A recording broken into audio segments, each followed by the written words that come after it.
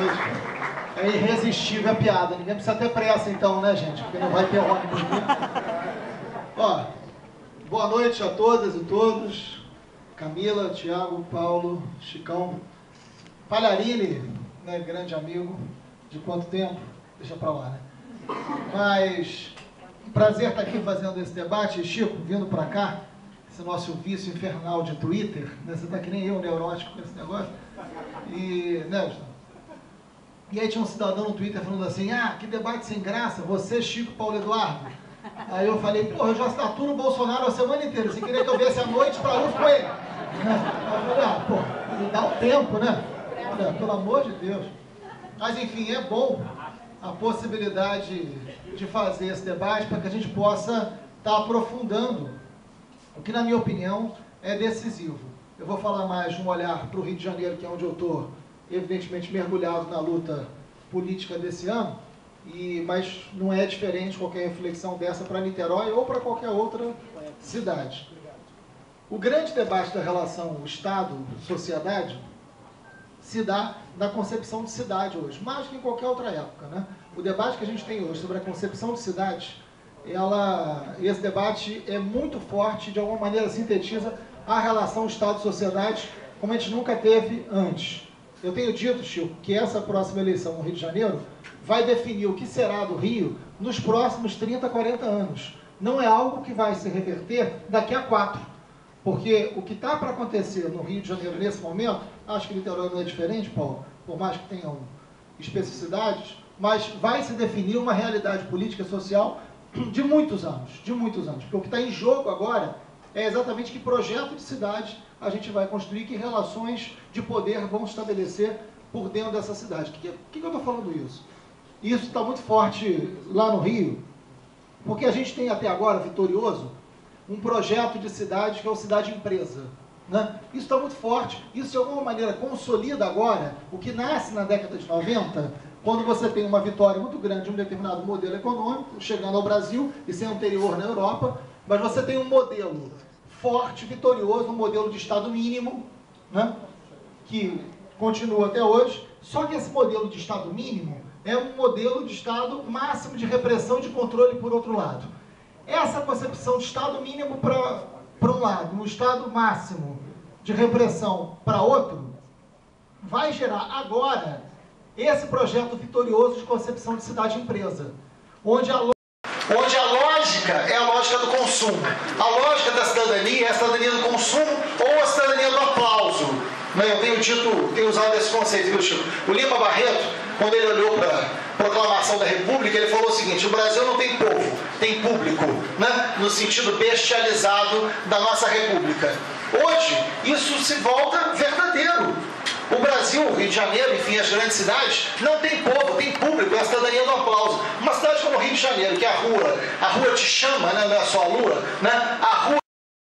A rua te chama no Rio, é uma cidade voltada para a rua, você tem praias, tem lagoas, você tem no subúrbio a infância na rua, enfim, o Rio tem em todos os seus cantos uma rua que te chama, não é uma cidade onde você passa a maior parte do seu tempo dentro de casa. Numa cidade com essas características, é impressionante o quanto você não tem qualquer mecanismo de participação social das pessoas nas decisões do poder público. Não há.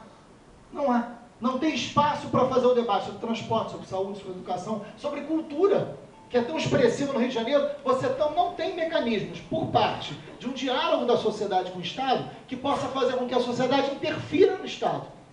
Minimamente, não tem. Né? Então, essa cidade empresa, que é uma cidade dos grandes negócios, o Rio hoje é uma das cidades mais caras do mundo, né? É mais caro você visitar o Pão de Açúcar do que a Torre Eiffel. É mais caro você visitar o Bondinho, ou Corcovado, ou tanto faz, do que você visitar a Estátua da Liberdade. Qualquer coisa que você imagina assim é muito caro, no Rio está mais. Né? É mais caro. É impressionante. Né? E por que isso é caro? Porque é uma cidade ótima para se investir. É uma cidade onde o símbolo empresarial é o Mike Batista, não é à toa. Não é à toa, qual é o X da questão, né? Então, já que ele gosta disso, vamos lá. Porque essa cidade empresa tem nesses aglomerados econômicos a fonte de poder da cidade, e não mais o poder público. Nesse modelo de cidade empresa, o poder público sucumbiu. O Estado se tornou tão mínimo que o prefeito virou síndico. Né? O Estado se tornou tão pequeno que a gente despolitizou a política, que agora é gestão. Não vai demorar muito, ele vai propor concurso público para prefeito. Né? Porque chegou a um ponto tal da despolitização da política, e aí, é claro, se você despolitiza a política, o mecanismo de cidadania tem que ser não participativo, porque não combina, né? Você tem uma política despolitizada, as pessoas não podem participar. Por isso é muito importante ter muitos eventos. O Rio de Janeiro é uma cidade de eventos, porque é a cidadania de aplausos. Você vai para a rua aplaudir e o tempo inteiro você é um espectador daquela vida urbana. Você não interfere nela. Né? Quer dar uma volta de bicicleta? Pega aquela bicicleta do Itaú. Não é isso? É a lógica da cidade-empresa. E isso passa tranquilamente. Não tem problema. A árvore de Natal do Bradesco. Né? É muito forte isso. É mais às vezes o que a gente consegue perceber. Né? É mais às vezes o que a gente consegue perceber. A lógica da empresa substituindo a lógica do poder. Você sucumbiu. Aí sai uma pesquisa do Ministério da Saúde, não foi do setor de saúde do PSOL, né? Sai uma pesquisa do Ministério da Saúde dizendo que o Rio de Janeiro é o pior atendimento de saúde pública do Brasil. Último lugar. Não foi isso? Né? Depois o ministro falou, não era bem isso que eu queria dizer, esses dados eram de 2009, 2010. Ué, quem era o prefeito de 2010? O mesmo, né? Mas não adianta nada dizer que era de 2009, 2010, é o mesmo prefeito, idiota, né? Então, e aí o que acontece? A saúde é o quê? Na educação não tem plano de cargos e salários para os professores da rede municipal do Rio de Janeiro. É inacreditável, em plano século XXI. Né? O transporte, aliás, o Júlio Lopes ficou super bem naquela foto ali que eu vi na entrada, viu? Né? Eu tenho que tomar cuidado, porque ele já falou que vai me processar. Eu falei, processa que eu vou anexar o meu currículo. Né? Porque essa figura, né, dá um transporte público no Rio de Janeiro que é inacreditável. É inacreditável. Você tem um mecanismo que, aliás, o prefeito insiste em dizer que ônibus é transporte de massa. Não é. Né? A não ser que o passageiro se sinta uma massa, né, pela forma com que ele viaja. Mas não é um transporte de massa pela quantidade de pessoas que carrega. Transporte de massa é trem e metrô. Né? O metrô, nossa, é o mais caro do país e um dos piores. O Paulinho está falando aqui da linha 3 do metrô.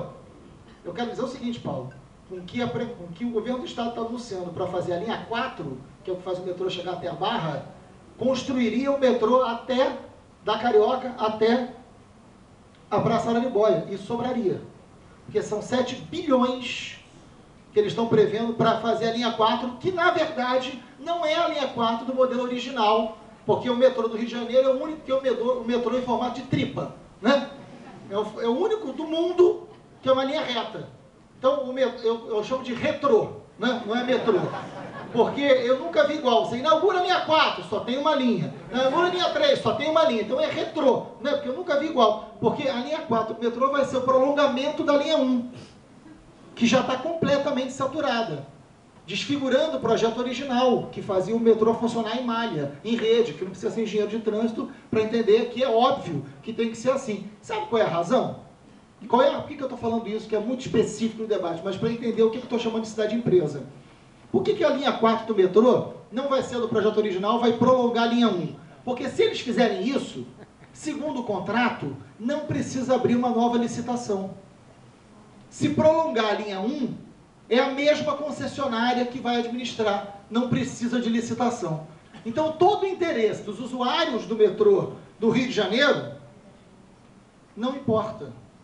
Isso é menor do que o interesse econômico e o peso político da concessionária. Porque quem governa não é o poder público. Porque quem toma as decisões não é o poder público, virou um balcão de negócios,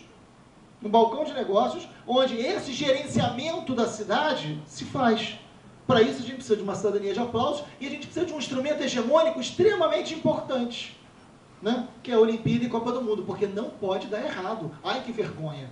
Né? Porque não pode dar errado, isso tem que dar certo de qualquer maneira. Ai de você, né, se questionar a Copa do Mundo e a Olimpíada. E ninguém aqui está dizendo que a Olimpíada não poderia ser uma boa... A África do Sul que a FIFA, o Chico citou o lucro da FIFA, foi de 3,4 bilhões. O lucro da FIFA só na África do Sul. O desemprego na África do Sul aumentou 4,6% depois da Copa. Enquanto a FIFA teve um lucro extraordinário, a África do Sul acumulou, depois da Copa, um crescimento da sua taxa de desemprego. Essa é a lógica que nos interessa para um mega evento, mega endividamento? Não. Não. Então esse debate a gente tem que fazer. É um absurdo, o Chico falou um dado aqui, que passou meio de passagem, porque falou muitos dados importantes, mas o que significa 80% das nossas escolas não terem quadra? Quadra. Isso é muito difícil. Isso é muito difícil a gente imaginar isso, né? Porque, enfim. Mas 80% das escolas brasileiras não tem quadra. E a gente está recebendo uma Olimpíada e uma Copa do Mundo. Isso é um escândalo. E isso não entra no debate. Sabe por quê? Por que não entra no debate? Porque esses espetáculos, essa lógica de cidade, tem uma relação direta com o que a gente viveu na década de 90, onde a sociedade não é para todos. Né? A sociedade não é para todos. Existem aqueles que se tornam descartáveis, aqueles que não servem, são improdutivos, que não estão na lógica do consumo. Então precisam deixar de ser gente, precisam deixar de ser percebidos como gente. É isso. Elimina, tira o seu significado, tira a sua dignidade. Porque a gente só vai entender algumas consequências do que está acontecendo nesse projeto de cidade se a gente entender que a cidade, assim como os seus espetáculos, não são para todos. A elitização do futebol, a elitização dos espetáculos é acompanhada pela elitização da cidade. Ou só assim a gente entende o processo de remoções.